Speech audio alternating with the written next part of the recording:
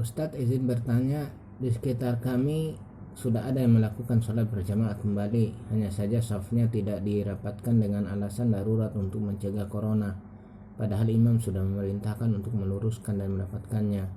Apakah sholatnya makmum ataupun imam masih mendapatkan pahala sholat berjamaah, dan apakah imam harus memaksa jamaahnya untuk meluruskan dan mendapatkan?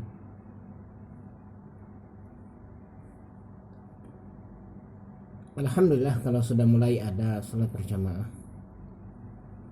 Semoga Allah subhanahu wa ta'ala melindungi kita dan melindungi saudara-saudari kita kaum muslimin dari fitnah Dajjal dan pengikutnya, dari fitnah iblis dan pasukannya, dari fitnah kaum munafikin dan kaum kufar. Kita melihat saf-saf di masjid tidak rapat seperti itu barangkali sebagai jawaban terhadap para pejabat dan aparat pemerintah. Sebagian orang mengatakan bahwa para pejabat dan aparat pemerintah menganjurkan untuk menutup masjid dan mengabaikan sholat berjamaah, sementara mereka membuka istana, mereka membuka kantor, mereka biasa berkumpul, mereka rapat, dan bahkan mereka dikelilingi wartawan dan wartawati. Itu no problem. Apakah masjid buka tetap jadi problem? Apakah sholat berjamaah beberapa orang di masjid juga akan jadi problem? Itulah argumen dari sebagian orang. Dan kita menasihatkan kepada para pengurus masjid untuk tetap adakan jamaah. Meskipun yang sholat di masjid mereka hanya sebagian pengurus atau hanya imam dan muadzin. Demikian pula jumatan.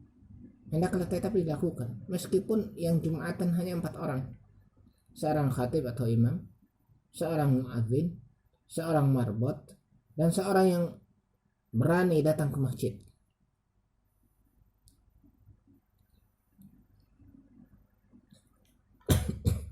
Kita katakan meskipun yang jumatan hanya 4 orang, karena tidak ada dalil sharih menyebutkan batasan jamaah yang masuk anjuran untuk jumatan.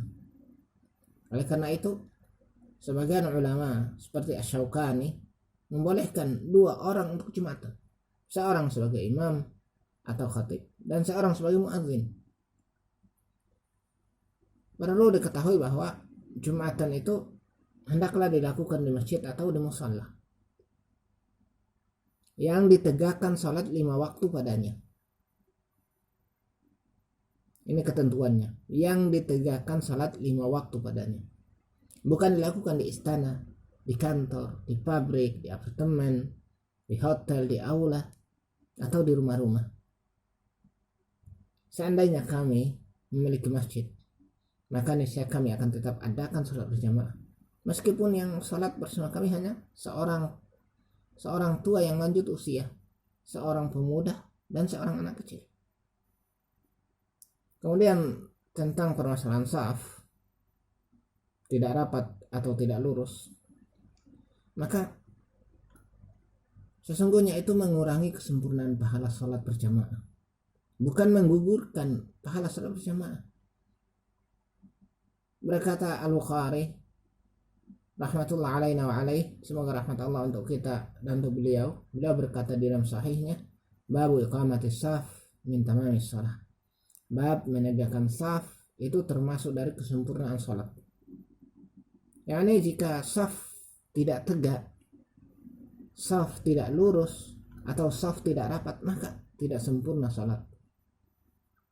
Bukan tidak sah sholat berjamaah. Tidak sempurna sholat berjamaah, bukan tidak sah sholat berjamaah.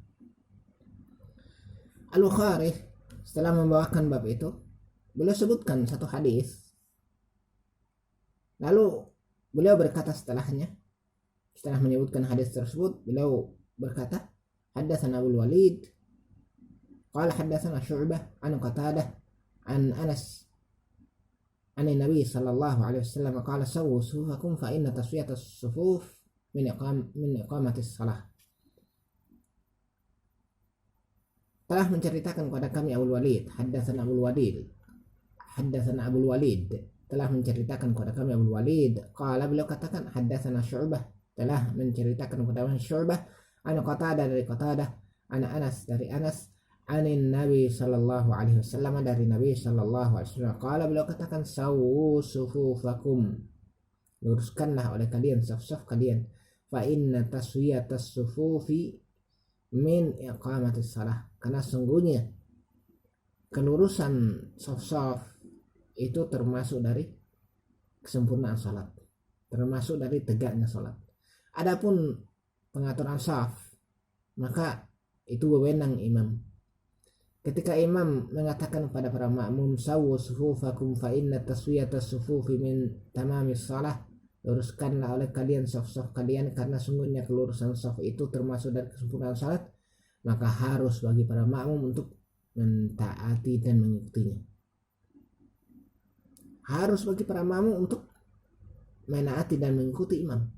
Kalau ada yang was-was atau khawatir jangan-jangan di sampingnya ada yang terkena virus corona, lalu dia menjaga jarak sehingga tidak rapat dengan temannya yang satu saf dengannya, maka hendaklah imam tidak memaksanya.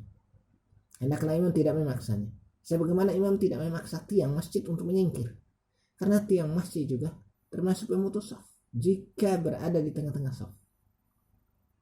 Sebagaimana ada kebolongan dan kelonggaran saf pada saf itu juga termasuk pemutus saf. Kelonggaran saf itu juga termasuk pemutus saf. Wallahul musta'an. Semoga Allah mengokohkan Islam dan kaum muslimin, menolong Islam dan kaum muslimin. Semoga Allah menghancurkan makar orang-orang bermain dan bersandiwara di balik virus corona. Semoga Allah menjadikan virus corona sebagai senjata yang menimpa orang-orang yang menggunakan dan memanfaatkannya.